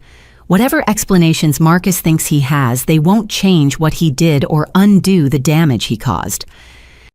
That's your choice, Agent Chen agreed. But he did provide information that helped us identify additional victims of his father's schemes. His cooperation may help us recover assets for victim compensation. A week later, Sarah Davidson called to offer me my job back at Davidson & Associates, along with a promotion to senior partner and leadership of the firm's new corporate accountability division. The fabricated evidence against me had been completely discredited, and my role in exposing one of the largest domestic terrorism cases in recent history had transformed me from suspected criminal to celebrated whistleblower. I understand if you need time to consider the offer, Sarah said during our meeting at her office. After everything you've been through, you might prefer a fresh start somewhere else. Actually, I'd like to accept immediately, I replied, but I have conditions. Name them. I want complete authority to investigate corporate environmental fraud with dedicated resources for forensic accounting and environmental testing. And I want the firm to establish a pro bono program providing legal services to families affected by corporate contamination. Sarah smiled. Done. When can you start? That afternoon, I received a call from Patricia Whitmore, who was finalizing her divorce and preparing to testify at Thomas's terrorism trial. I wanted you to know that I'm using the divorce settlement to establish a foundation for families affected by environmental contamination, she said. We're calling it the David Morrison Foundation after your father. I had to stop walking to absorb what she'd said. Patricia, I don't know what to say. Your father was the first victim I knew about by name, she continued. When I found those targeting documents in Thomas's files, I promised myself that someday I would make sure David Morrison's death had meaning. The foundation will provide legal assistance, medical care, and financial support for families whose lives have been destroyed by corporate environmental crimes. 6 months later, I stood in a federal courthouse as Judge Patricia Martinez sentenced Thomas Whitmore to life in prison without the possibility of parole. the terrorism charges combined with RICO violations and multiple counts of murder. The stress-related deaths of contamination victims had resulted in the maximum possible sentence under federal law. Thomas sat silently as the judge read his sentence, his arrogance finally replaced by the reality of spending the rest of his life in a federal penitentiary. He would never again attend country club dinners or humiliate people he considered beneath him. He would never again profit from other people's suffering. But the most satisfying moment came when Judge Martinez addressed the impact statements from Thomas's victims. Families from across the country had come to Boston to describe how Thomas's crimes had affected their lives. The children born with developmental disabilities, the parents who died from contamination-related cancers, the communities whose drinking water had been poisoned by his cover-ups. I read my father's impact statement last describing David Morrison as a gentle man who'd built an honest business and trusted in the goodness of other people. A man who'd been targeted for destruction because his integrity threatened a criminal empire built on deception and environmental terrorism. Thomas Whitmore didn't just steal my father's money, I concluded. He murdered my father with chemical weapons, then blamed my father for his own death. But today, David Morrison's memory will outlive Thomas Whitmore's empire. The foundation bearing my father's name will protect future families from the kind of environmental terrorism that destroyed ours. As Thomas was led away in shackles, he looked directly at me for the first time since that dinner at the country club. But instead of the smirk I remembered, his face showed only the hollow expression of a man who'd finally learned that some garbage burns empires down and empires built on poisoned ground burn hottest of all. 6 months after Thomas's sentencing, I stood in the conference room of Davidson and Associates looking out at Boston Harbor while preparing for what had become our weekly victim advocacy meeting. The Corporate Accountability Division had grown from just me to a team of 15 investigators, environmental specialists, and victim advocates. We'd helped recover over $200 million for families affected by corporate environmental crimes, and our work had led to federal charges against 12 other companies involved in contamination cover-ups. The David Morrison Foundation, funded by Patricia's divorce settlement and donations from grateful families, had become one of the most effective advocacy organizations in the country. We'd helped pass new federal legislation requiring real-time monitoring of contaminated sites, established medical screening programs for contamination victims, and created a database that helped investigators identify patterns of corporate environmental terrorism. My phone buzzed with a text from Agent Chen. Meridian site cleanup ahead of schedule. Schools will reopen next month with full safety certification. Thought you'd want to know the 800 kids are finally safe. 800 children who would never know how close they'd come to lifelong disability because of Thomas's greed. Their safety was the real victory. In this case, not Thomas's imprisonment or my professional vindication, but the fact that those kids could attend school without breathing chemical weapons residue. Patricia knocked on my conference room door carrying a folder of new case files. Her transformation from trophy wife to victim advocate had been remarkable. Without Thomas's psychological abuse and constant threats, she'd rediscovered the environmental scientist she'd been before her marriage. Brilliant, determined, and absolutely fearless when it came to protecting families from corporate contamination. We've got 17 new cases this week, she said, setting the files on my desk. 3 from Texas involving oil companies, 2 from Michigan involving auto manufacturers, and 12 from various states involving real estate developers. Word is spreading that we actually win these fights. Any involving weapons contamination. 2 possibles.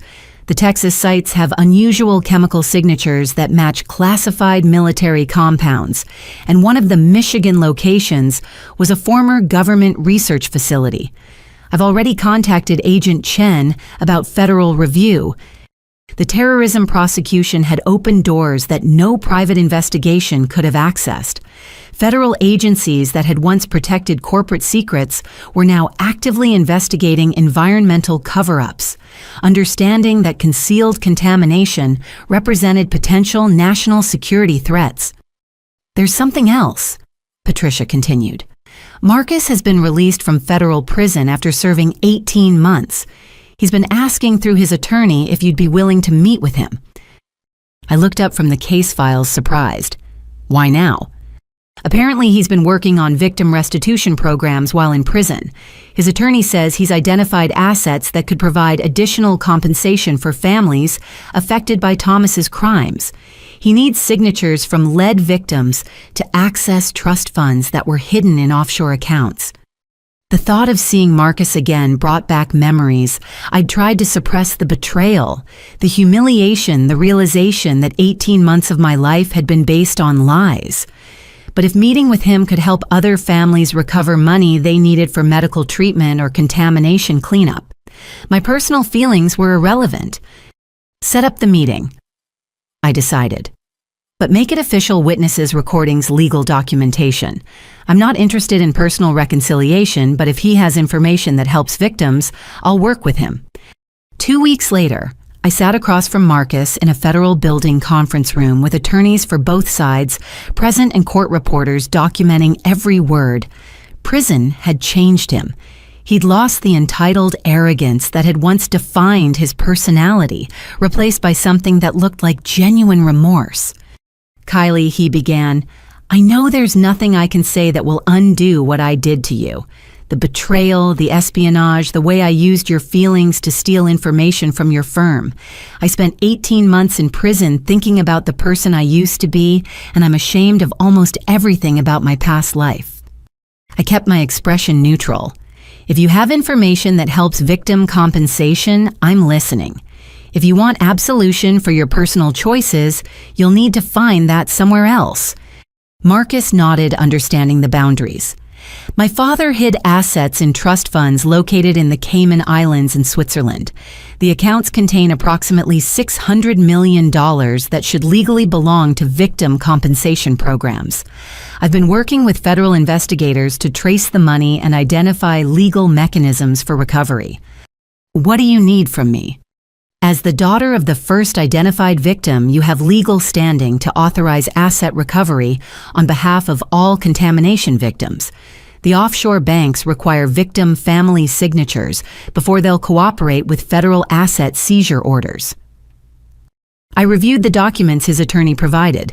The trust funds contained more money than I'd imagined, enough to provide comprehensive medical care for every family affected by Thomas's environmental terrorism, plus funding for long-term contamination cleanup at dozens of sites.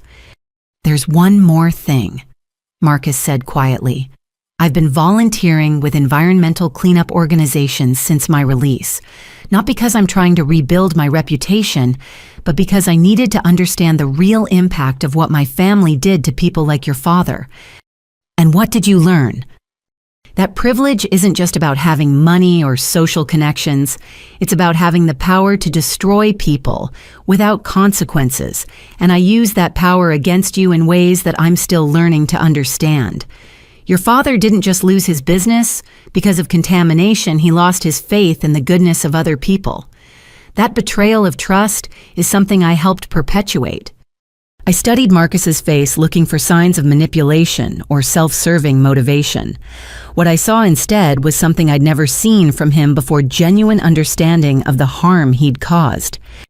"I can't forgive you," I said finally. "Not for the betrayal, not for the espionage, and especially not for how you used my feelings against me. But if signing these documents helps families get the medical care they need, I'll do it." As I signed the asset recovery authorization, I realized that justice sometimes comes in unexpected forms. Marcus would live with the consequences of his choices for the rest of his life, not just the prison sentence, but the knowledge that his privileged upbringing had turned him into someone who destroyed innocent people for profit. The $600 million in hidden assets would fund medical treatment, environmental cleanup, and legal assistance for thousands of families. Children born with developmental disabilities would receive specialized care. Communities with poisoned water supplies would get modern filtration systems. Families destroyed by contamination-related illnesses would have financial security during their recovery. 3 years after that humiliating dinner at the country club, I stood in my corner office at Davidson and Associates, looking out at a harbor that sparkled in the afternoon sun. The David Morrison Foundation had helped pass federal legislation that prevented future environmental terrorism. Our corporate accountability division had recovered over $1 billion for contamination victims. Most importantly, federal monitoring programs now protected children from exposure to concealed chemical weapons. My assistant knocked on the door. "Kylie, there's a call for you. A woman in California whose family was affected by contaminated land sold by a company called Pacific Environmental Solutions. She says the contamination patterns match what happened in the Whitmore cases. Another corporate environmental criminal, another family destroyed by greed and cover-ups. But this time, they'd called the right person. The David Morrison Foundation had built a network of investigators, advocates, and federal contacts who could move quickly to protect victims and expose perpetrators. "Transfer the call," I said, reaching for my notepad, "and start a new case file." As I picked up the phone to help another family fight for justice, I thought about my father's gentle hands and his belief in the goodness of other people. Thomas Whitmore had murdered that faith along with my father's life, but the foundation bearing his name would ensure that future families wouldn't face environmental terrorism alone. Some garbage burns empires down, but from those ashes, David Morrison's legacy had grown into a movement that protected innocent people from corporate environmental crimes. Thomas's greatest crime had become his ultimate defeat, and my father's memory had become a shield protecting thousands of other families. The woman in California was crying as she described her daughter's illness and her family's financial devastation.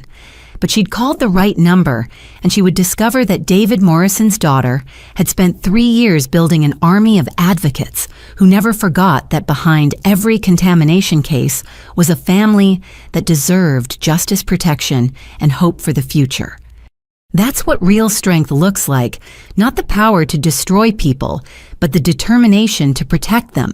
And that's a lesson Thomas Whitmore would have plenty of time to contemplate during the rest of his life in federal prison. Have you ever experienced a moment when someone's cruelty actually made you stronger? When someone underestimated you so completely that their attack became the catalyst for your greatest victory? I'd love to hear your stories of turning betrayal into triumph in the comments below. And if this story resonated with you, please like this video, subscribe for more stories of justice and redemption, and share it with anyone who needs a reminder that sometimes the people who try to destroy us end up giving us the power to build something better. Thank you for listening to David Morrison's story, and remember, never let anyone convince you that you don't deserve justice, respect, and the chance to fight for what's right.